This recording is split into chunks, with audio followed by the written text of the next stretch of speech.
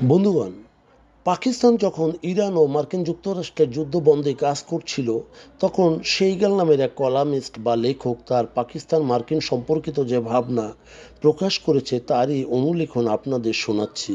এটি প্রকাশ পেয়েছে স্বনামধন্য প্রকাশনা ইউরো এশিয়ান সাময়িকীতে। তাহলে শুনুন। ৭১ বছর আগেকার কথা, ১৯৫৪ সালে আমেরিকা যখন দক্ষিণ এশিয়ায় একজন বিশ্বস্ত সঙ্গী খুঁজছিল, তখন তাদের সামনে ছিল দুটি পথ, একটি ভারত, অন্যটি পাকিস্তান। ভারত বিশাল দেশ, রয়েছে সেখানে একছত্র গণতন্ত্র এবং স্বাধীন চেতা। অন্যদিকে পাকিস্তান, যাদের গণতন্ত্র ছিল নড়বড়ে, তাদের জেনারেলরা আমেরিকার কথা উঠতে বসতে রাজি ছিল। আমেরিকা সহজ পথ বেছে নেয়, গণতন্ত্রের বদলে পাকিস্তানের জেনারেলদের দিকে এবং হাত বাড়ান সেদিকে। রক্তাক্ত অধ্যায় ও অন্ধ বন্ধুত্ব এবং ট্র্যাজেডি পূর্ণ গল্পে শুরু হয় সেখান থেকেই। সামনে আসে ১৯৭১ সাল, যখন বাংলাদেশে গণহত্যা চলছিল। আমেরিকা তার নিজস্ব কূটনীতিকরাই তার প্রমাণ দিচ্ছিলেন, কিন্তু তখনকার মার্কিন কর্মকর্তারা নিক্সন ও কিসিঞ্জার চোখ বন্ধ করে রাখলেন, কারণ পাকিস্তান ছিল চীনের একমাত্র বন্ধুত্বপূর্ণ যোগাযোগের মাধ্যম। তাই আমেরিকা ১৯৭১কে এড়িয়ে গেল। এই যে ভুল, সেই ভুল আর আদৌ থামেনি। আর এই আলেখ্য উপস্থাপন করেছেন ইসরায়েলি সমর্থক বিশ্লেষক সেইগাল। আঘাত যখন নিজের ঘরে, সময়ের সাথে সাথে পাকিস্তান আমেরিকার কাছে হয়ে উঠল এক অকৃত্রিম বন্ধু বা মিত্র, যে এক হাতে টাকা নেয় আর অন্য হাতে শাসকদের আশ্রয় দেয়।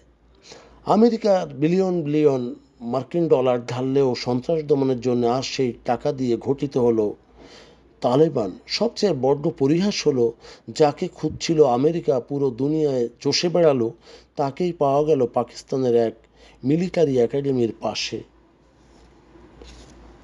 তবুও ওয়াশিংটনের পুরনো ভুল থেকে ফিরল না। তারা সাময়িকভাবে নিষেধাজ্ঞা দেয়, আবার প্রয়োজনে বুকে টেনে নেয়।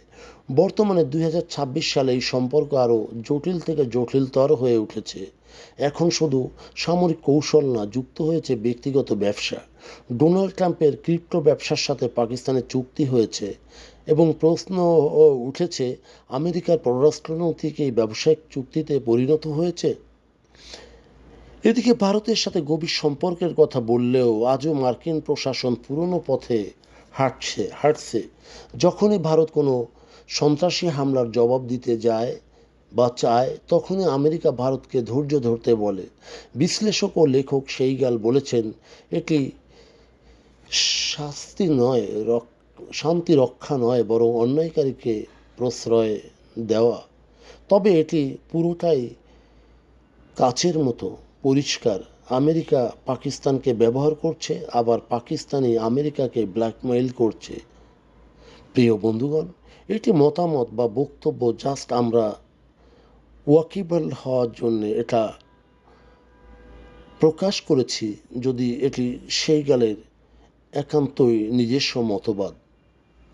বন্ধুগণ, ভালো থাকুন এবং আমাদের এই তথ্য গল্প আপনাদের যদি ভালো লাগে তাহলে লাইক এবং শেয়ার দিন, এবং এখন আজ আমাদের সঙ্গে থাকার জন্য ধন্যবাদ। আমাদের ফলো দিন এবং সাবস্ক্রাইব করুন।